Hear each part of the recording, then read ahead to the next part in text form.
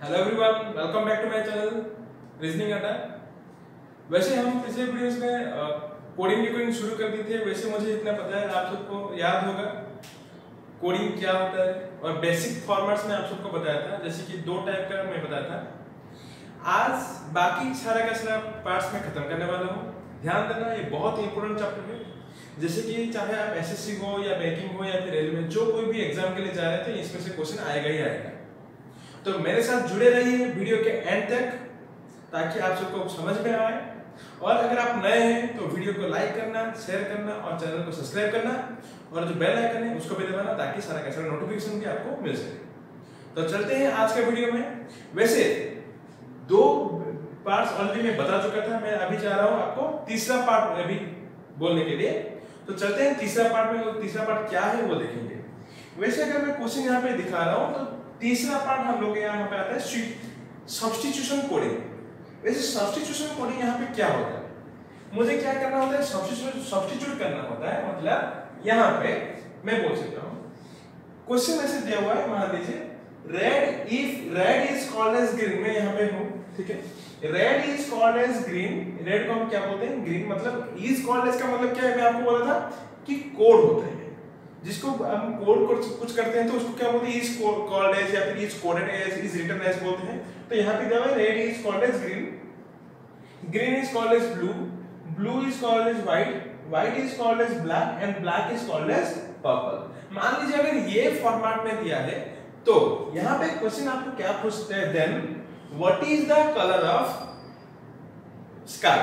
अगर मान लीजिए यहाँ पे दिया what is the colour of sky, then यहाँ पे स्काई का कलर क्या है, एक्चुअली स्काई का कलर क्या है, ब्लू है। तो यहाँ पे ब्लू को हम क्या प्रेजेंट करते हैं, व्हाइट। मतलब यहाँ पे मैं बोल सकता हूँ the colour of sky is white. वैसे वहां पे यहाँ पे what is the colour of milk क्या होगा, white is called as black. इसका मतलब मिल्क का कलर क्या आ जाएगा आपके लिए, ब्लैक आ जाएगा। अब समझ में आ रहा है। वैसे अगर मैं यहाँ पे पूछता हूँ कि what is the colour of blood, blood का कलर क्या होगा, ब्लड के कलर क्या होगा, यहाँ पे रेड क्या होता है, यहाँ पे ग्रीन। तो आंसर हो जाएगा ग्रीन। अगर मैं आपको पूछता हूँ कि what is the colour of blackberry, blackberry का कलर क्या है। वैसे ब्लैकबेरी का एक्चुअल कलर क्या है, ब्लैक है और क्या है ना, हमेशा याद रखिए ब्लैकबेरी जो होता है उसका कलर हमेशा पर्पल होता है, एक्चुअल कलर उसका पर्पल है। तो what is the colour of blackberry, यहाँ पे आंसर क्या आएगा। वैसे यहाँ पे पर्पल के लिए अगर आप ब्लैक बोल देंगे तो गलत हो जाएगा, ठीक है, क्योंकि black is called as purple. इसका मतलब ब्लैक का कोड दिया हुआ है पर्पल, लेकिन यहाँ पे मुझे यहाँ पे पर्पल का कोड निकालना है। पर्पल का कोड कुछ कोड दिया है क्या, नहीं दिया हुआ है। देन यहाँ पे आंसर क्या हो जाएगा, कैन नॉट बी डिटरमाइंड। हमेशा याद रखिए, अगर यहाँ पे पूछा what is the colour of blackberry, तो आंसर क्या हो जाएगा, कैन नॉट बी डिटरमाइंड, क्योंकि यहाँ पे पर्पल के लिए कोड कुछ भी कोड नहीं दिया हुआ है। क्लियर, समझ में आ रहा है। अब चलते हैं दूसरा पार्ट। ये अगर ये एग्जांपल 2 अगर मैं कंसीडर करता हूं, यहाँ पे क्या है, रेड मींस ग्रीन। वैसे मींस अभी तक मैं कुछ भी नहीं पढ़ा था मींस के ऊपर, लेकिन यहाँ पे आ रहा है। अगर ये बात देखेंगे, what is the colour of blood, green, what is the colour of grass, blue, ऐसे मत बोल देना। रेड मींस ग्रीन, मतलब रेड का कोड यहाँ पे ग्रीन नहीं होता है। जैसे कि मैं बोला था red is called as green, मतलब रेड का कोड ग्रीन आ रहा है या फिर ग्रीन का कोड ब्लू आ रहा है। तो यहाँ पे वैसे नहीं होगा, क्योंकि मैं आपको एक एग्जांपल देके बता सकता हूँ। मैं बोल सकता हूँ COLLEG, college is called as CLG, लेकिन हम जब लिखते हैं इसको रिवर्स में लिखेंगे, CLG मींस कॉलेज। हमेशा ये याद रखना, मींस का मतलब क्या होता है, मतलब क्या होता है, मतलब इसको डिकोड करते हैं। मींस एक डिकोडिंग प्रोसेस कहलाता है, ठीक है। तो यहाँ पे क्या होता है, CLG मींस कॉलेज। जब मींस कॉलेज आते हैं तो रेड क्या बन गया, रेड एक्चुअली कोड बन गया, ग्रीन एक्चुअली क्या बन गया, यहाँ पे ओरिजिनल वर्ड। देखिए यहाँ पे CLG मींस कॉलेज, मतलब CLG क्या है, कोड है, कॉलेज क्या है, एक्चुअल वर्ड है। तो यहाँ पे वैसे रेड मींस ग्रीन, मतलब रेड यहाँ पे कोड, ग्रीन यहाँ पे एक्चुअल वर्ड। वैसे अगर यहाँ पे क्वेश्चन पूछता है what is the colour of grass, grass के लिए कलर क्या है, एक्चुअली ग्रीन है, लेकिन अभी यहाँ पे ग्रीन का कोड क्या है, रेड, मतलब ग्रास का कलर क्या आ जाएगा, आपका रेड आ जाएगा। समझ में आ रहा है। वैसे अगर मैं पूछूं what is the colour of sky, sky के लिए ब्लू, ब्लू के लिए यहाँ पे क्या कोड आएगा, ग्रीन, तो answer should be green. What is the colour of milk, अभी मिल्क के लिए क्या है, व्हाइट, व्हाइट का कलर क्या होगा यहाँ पे, ब्लू, तो what is the colour of milk, आपका आएगा ब्लू। वैसे what is the colour of blackberry, अब आंसर क्या आएगा, पर्पल, पर्पल के लिए क्या है, ब्लैक, का आंसर शुड बी ब्लैक, आपका आंसर आ जाएगा। अगर मैं पूछता हूं what is the colour of blood, अभी ब्लड के लिए क्या कलर निकलेगा, ब्लड का एक्चुअल कलर क्या है, रेड, लेकिन यहाँ पे रेड का कलर दिया है क्या, कलर नहीं दिया है, सिंपली आपका ये कोड दिया हुआ है, मतलब अभी रेड के लिए कुछ भी कोड नहीं दिया यहाँ पे, इसका मतलब can not be determined, can not be determined आप बोल सकते हैं। आप समझ में आ रहे हैं एक्चुअली क्या है सब्स्टिट्यूशन, ये बहुत इजी वाला कोडिंग है, बेसिकली आपका रेलवे एग्जाम में या फ्रेशर्स एग्जाम में आते रहते हैं, ये बहुत इजी है, आशा करता हूं कि समझ में आ रहा होगा, ठीक है। अब चलते हैं दूसरा पार्ट में, ये था मेरा थर्ड टाइप जिसको बोलते हैं सब्स्टिट्यूशन कोडिंग। अब मैं आपको चौथा पार्ट, फोर्थ पार्ट पढ़ाने अभी बोलने जा रहा हूं, जो कि है आपका डायरेक्ट कोडिंग, और इससे इजी कोडिंग आज तक मैं जिंदगी में नहीं देखा हूं, तो ध्यान देना, ये बहुत इजी है, बहुत मतलब बहुत इजी, लेकिन कभी-कभी यहाँ इसमें से थोड़ा घुमा फिरा के क्वेश्चन पूछ सकता है, जैसे कि मैं बोलता हूं यहाँ पे आपका दिया हुआ है डायरेक्ट कोडिंग में, if cloud is written as this one, direct coding मतलब डायरेक्टली कोड हुआ है, सिंपल सा बात है, ठीक है। रेन का कोड दिया 1678 दिया हुआ है, देन अराउंड का कोड क्या होगा, वैसे यहाँ पे क्या करना है, क्लाउड है, यहाँ पे रेन है, ठीक है, AROUND के लिए मुझे कोड निकालना है। अब A यहाँ पे है, A के R के लिए कितना है 1, A के लिए 6, I के लिए 7, N के लिए डायरेक्टली कोड दिया हुआ है। वैसे C के लिए 5, L 9, O 4, U 3, D 2। समझ में आया? कोडिंग डिकोडिंग क्या होता है, मतलब डायरेक्ट कोडिंग क्या होता है। वैसे अगर अराउंड देखेंगे, अराउंड 1 के लिए क्या है 6, 6 R के लिए कितना है 1, 1 O के लिए यहाँ पे कितना है 4, 4, देन U के लिए क्या है, यहाँ पे U के लिए क्या है, कितना दिया, सॉरी U के लिए यहाँ पे क्या दिया हुआ है 3, और N के लिए यहाँ पे 8, ठीक है, D के लिए यहाँ पे कितना 2, तो मतलब 614382 हो गया आपका कोड, किसके लिए, अराउंड के लिए। मान लीजिए आपको क्वेश्चन पूछा what is the code for around, then answer should be 614382।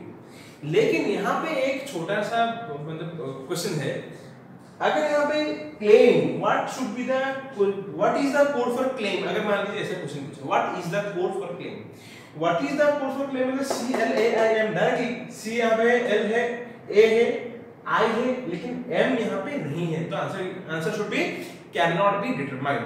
Clear, आपको समझ में आ रहा है मैं क्या बोल रहा हूँ। वैसे लेकिन अब अगर मान लीजिए ऐसे क्वेश्चन पूछना है, which of the following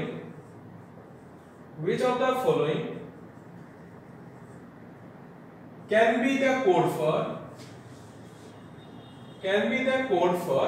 claim, मान लीजिए ऐसा क्वेश्चन पूछना है तो यहाँ पे आपका आंसर आएगा, क्योंकि जब कैन बी पूछता है तो यहाँ पे एक पॉसिबिलिटी फॉर्मेट यूज करता है, पॉसिबिलिटी फॉर्मेट। क्लियर, जैसे कि मैं बोल सकता हूँ क्लेम के लिए CLAI मेरे पास है, जैसे कि C के लिए 5, L के लिए 9, 5 9 6 7 में ले सकता हूँ CLAI।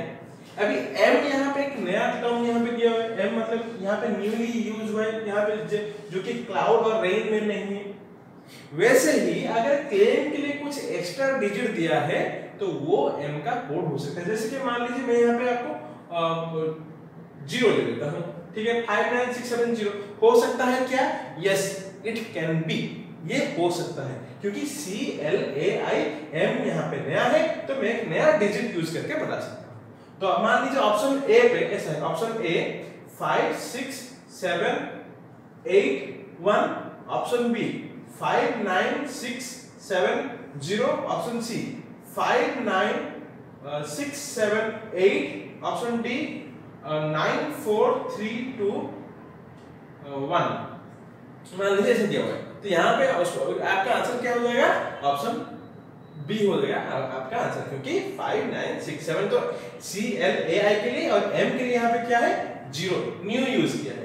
वैसे यहाँ पे 8 ऑलरेडी यूज हो चुका है, किसके लिए, M के लिए, तो M के लिए ये आप नहीं ले सकते हैं।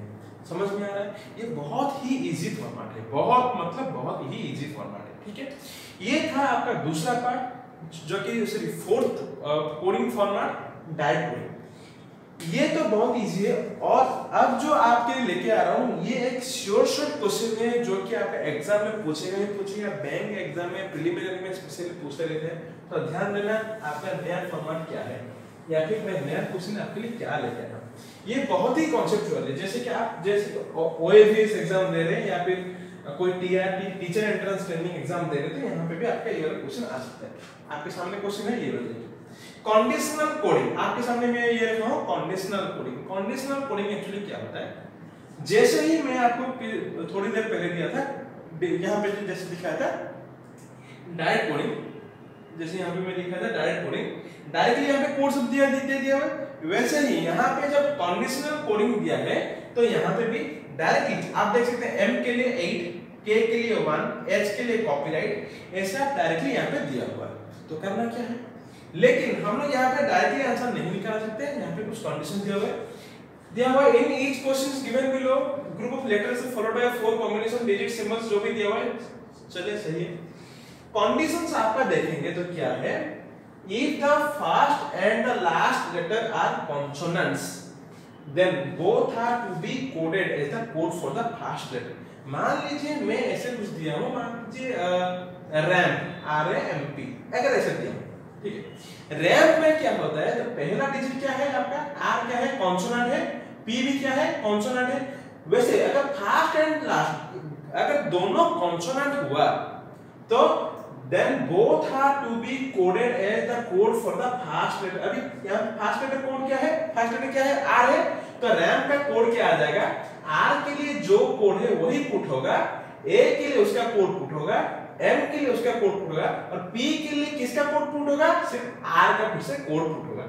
इसका मतलब अगर यहाँ पे RAMP है, देखिए यहाँ पे 2 होगा, A के लिए क्या होगा, A के लिए 3, M के लिए क्या है, M मान लीजिए यहाँ पे M दिया हुआ है 8, और P के लिए क्या, P के लिए आप स्टार नहीं ले सकते, P के लिए आप क्या लेंगे 2।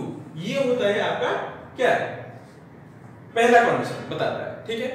दूसरा कंडीशन क्या बोलता है, if first letter is a consonant and the last letter is a vowel then their codes are to be interchanged। इसका मतलब क्या है, मान लीजिए ये दिया है कि फर्स्ट लेटर आपका कॉन्सोनेंट, लास्ट लेटर आपका भावेल, मान लीजिए डेर DARE, मान लीजिए ये आपका वर्ड दिया हुआ है, इसके लिए आपको कोड निकालना, तो क्या होगा, A का कोड यहाँ पे रहेगा, R का कोड यहाँ पे रहेगा, D का कोड और E का कोड के बीच में इंटरचेंज करेंगे।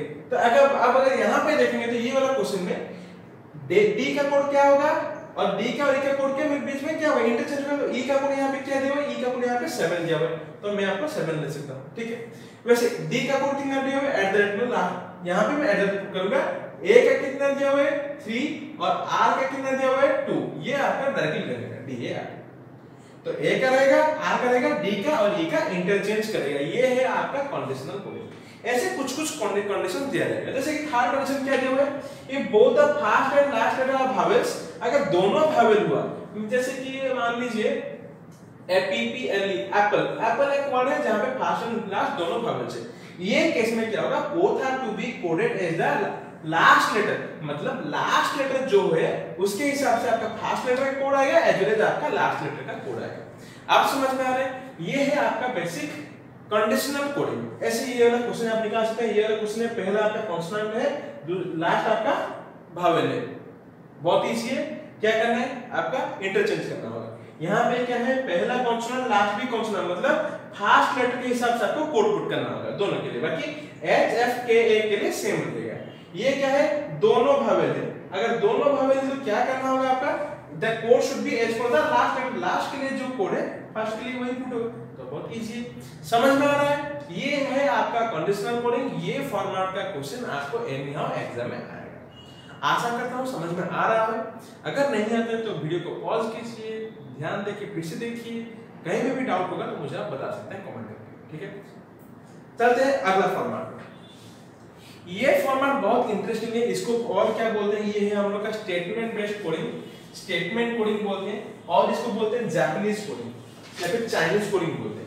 वैसे जापानीज और चाइनीज कोडिंग क्या होता है, देखिए एक जैसे कि मैं बोल सकता हूं अभी मेरा रीजनल लैंग्वेज ओडिया है, ठीक है, मैं जो कुछ भी बात ओडिया में करता हूं उसको अगर जब हिंदी में बोलता हूं तो वर्ड्स उसका हर एक वर्ड के लिए हिंदी वर्ड है, जैसे कि मैं बोल सकता हूं क्या बोल सकता हूं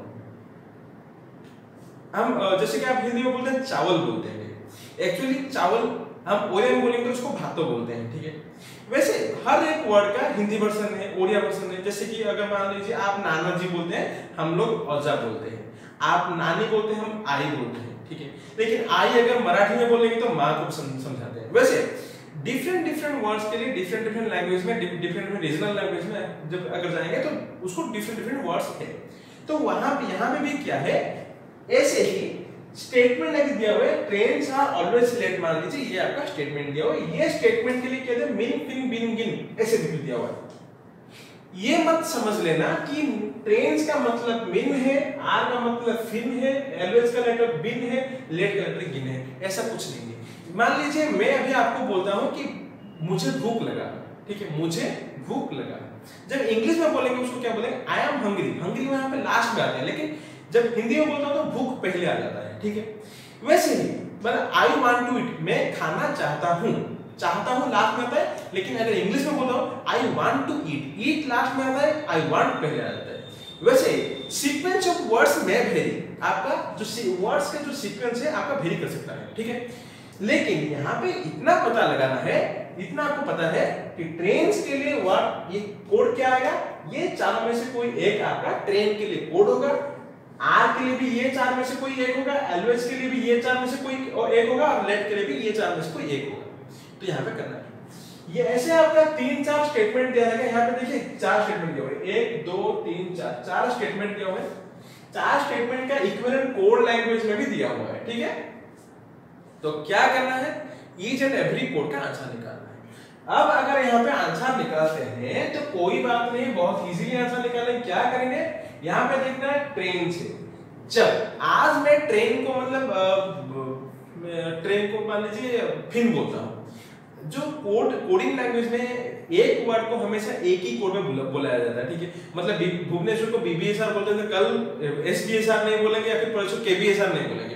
आज बीबीएसआर है, कल बीबीएसआर है, परसों भी बीबीएसआर रहेगा, ठीक है। दिल्ली को दिल्ली बोलते हैं तो हमेशा के लिए दिल्ली रहेगा, ठीक है। आई को जैसे मैं बोला था कि आई को आई बोलते हैं हम ओडिया में, ठीक है। तो हिंदी में आप नानी बोलते हैं, तो कल सुबह आप जब उठेंगे क्या उसको और कुछ बोलेंगे क्या, नहीं, नानी ही बोलेंगे। वैसे ही अगर ट्रेन्स के लिए कुछ आपका कोड वर्ड दिया हुआ है तो हर जगह पे जहां पे भी आपका कोड यूज होगा ट्रेन के लिए, वहां पे आपका सेम कोड आएगा। जैसे कि क्या करना है, तो यहाँ पे ट्रेन है और क्या यहाँ पे है, यहाँ पे ट्रेन है, ठीक है। यहाँ पे ट्रेन, यहाँ पे ट्रेन, और कहाँ पे है क्या, नहीं है। तो करना क्या है, यहाँ पे ये दोनों स्टेटमेंट में कौन पहला और थर्ड स्टेटमेंट में कौन सा वर्ड से कॉमन आते हैं उसको ढूंढना है। मतलब यहाँ पे ट्रेन्स, यहाँ पे ट्रेन्स, ठीक है। तो क्या करना, मिन बिन बिन गिन, यहाँ पे बिन सिन बिन बिन, तो यहाँ पे बिन है, यहाँ पे बिन है, यहाँ पे ट्रेन्स, यहाँ पे ट्रेन्स। तो इसका मतलब ट्रेन का कोड क्या आ गया, आपका बिन आ गया।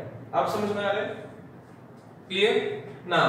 आर चलिए चलेंगे, आर यहाँ पे है और कहाँ पे है, यहाँ पे तो आर नहीं है, यहाँ पे आर नहीं है, यहाँ पे भी आर नहीं है, तो छोड़ दीजिए, कोई बात नहीं है।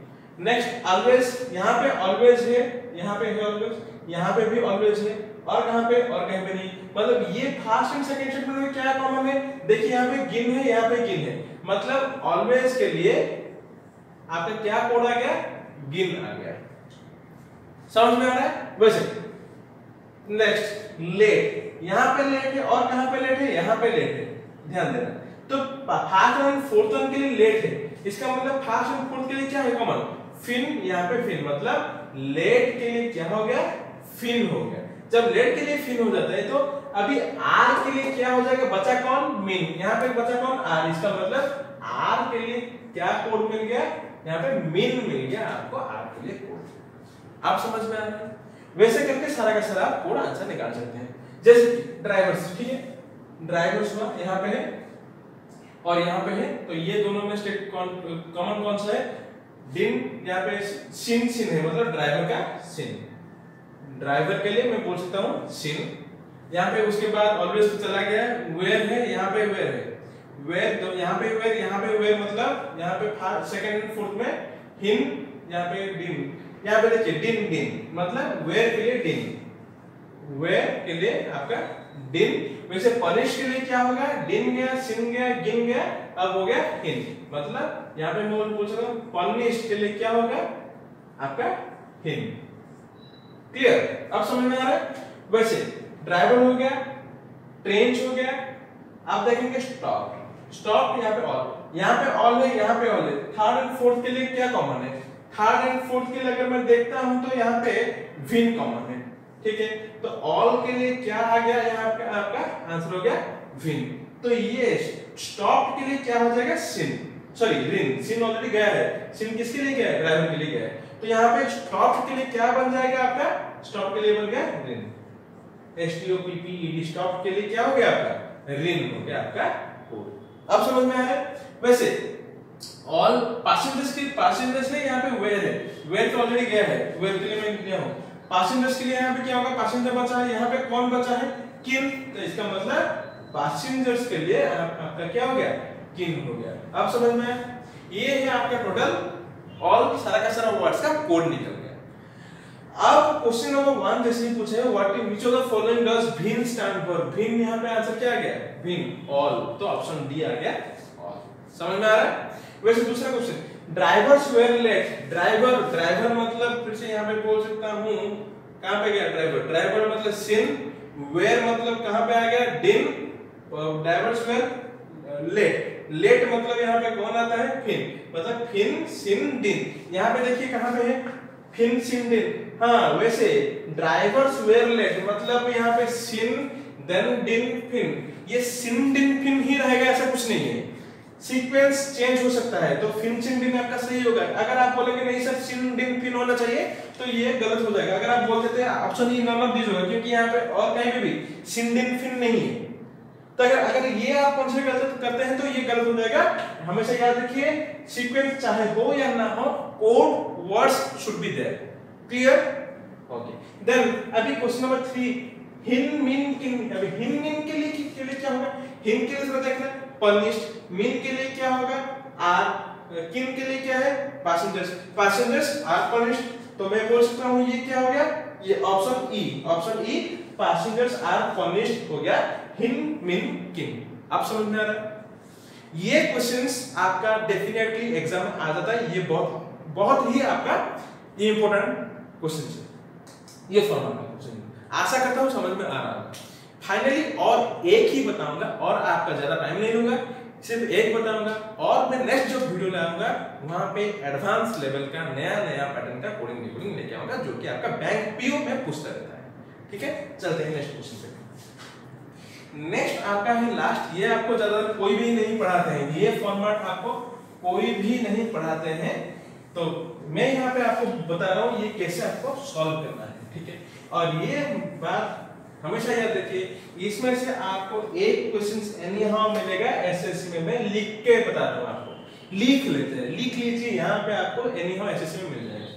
वैसे मैट्रिक्स का मतलब क्या होता है? एक अरेंजमेंट होता है। वैसे यहाँ पे दो मैट्रिक्स दिया हुआ है, यहाँ पे ध्यान देना, मैट्रिक्स 1 और मैट्रिक्स 2 दोनों मैट्रिक्स यहाँ पे दिया हुआ है।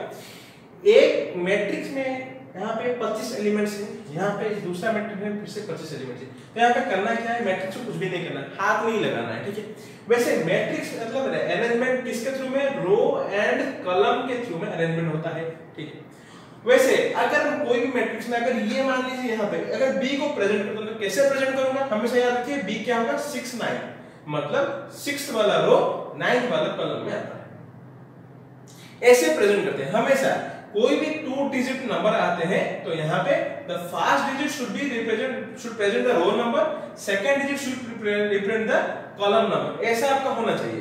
पे हमेशा हम ये ध्यान देना, मैट्रिक्स में 2 डिजिट नंबर आते हैं तो पहला डिजिट आपका रो नंबर को प्रेजेंट करना चाहिए और दूसरा आपका कॉलम नंबर को प्रेजेंट करना चाहिए। तो यहाँ पे करना, क्वेश्चन क्या लिखा हुआ है? In the following question, what is represented by only one set of numbers as given in any one of the alternatives? Clear? The set of numbers given in the alternatives are represented by 2 classes of alphabets. यहाँ पे 2 classes of alphabets as given in the 2 given matrices. You have to identify the correct set for the word given. क्या दिया हुआ है? FAITHS. ये word को हमें ढूंढना है। कैसे ढूंढेंगे? डायरेक्टली आप ढूंढ नहीं सकते हैं। यहाँ पे आपको क्या करना होगा?